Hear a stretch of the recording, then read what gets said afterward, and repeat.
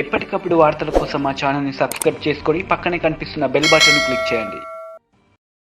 మంగళవారం సముద్రంలోకి చేపల వేటకు వెళ్లిన అమీనాబాద్ గ్రామం క్రీస్తు నగరానికి చెందిన 4 మత్స్యకారులు గల్లంతయ్యారు. దీంతో కుటుంబ సభ్యులు ఆందోళనకు గురయ్యారు. మంగళవారం సముద్రంలోకి చేపల వేటకు వెళ్లిన అమీనాబాద్ గ్రామం క్రీస్తు నగరానికి చెందిన 4 మత్స్యకారులు గల్లంతయ్యారు. వివరాలు ఇలా ఉన్నాయి. మంగళవారం ఉదయం రామన్నపాలెం రేవు నుండి బోట్ నెంబర్ 1686లో క్రీస్తు నగరానికి చెందిన వంక సంజీవ్, పిక్కి కాశీ, వంక వీరన్న, వంక దుర్గారావులు వేటకు వెళ్లారని, సముద్రం మధ్యలో బోట్ ఇంజన్ చెడిపోయిందని సమాచారం ఇచ్చారని బంధువులు తెలిపారు. వెంటనే వాళ్ళు చెప్పిన చోటకి వేరే బోట్ల ద్వారా వెతకడానికి వెళ్లగా అక్కడ వారు లేరని చెప్పారు.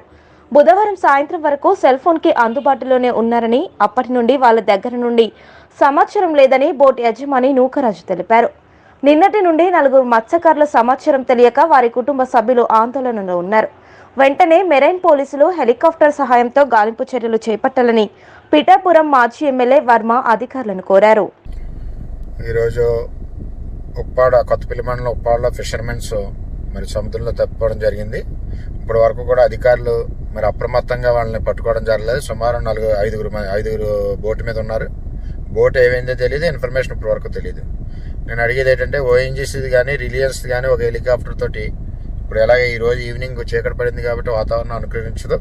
రేపు ఉదయం ఒకసారి హెలికాప్టర్ తోటి మరి వెతికించవలసిన బాధ్యత అధికారులకు ఉందని చెప్పి తెలియజేస్తున్నాం. ఇటు కలెక్టర్ గారికి కానీ ఎస్పీ గారికి కానీ ఉందని చెప్పి తెలియజేస్తున్నాం. అలాగే జేడీ ఫిషరీస్ జేడీ కానీ వీరందరూ కూడా కలిసి వాళ్ళ కుటుంబాలు చాలా బాధాకరంగా ఉన్నాయి. వాళ్ళని వెతికి ఎట్టి పరిస్థితుల్లోనూ కూడా మరి వాళ్ళ కుటుంబాలకి హ్యాండ్ ఓవర్ చేసిన బాధ్యత మన అధికారులు ఉందని చెప్పి తెలియజేస్తూ మరి ఎట్టి పరిస్థితుల్లోనూ రేపు ఉదయం అన్నా సరే హెలికాప్టర్స్తో వెతికించి మరి ఫిషర్మెన్ ఐడెంటిఫై చేయాలని చెప్పి మేము కోరుతాం.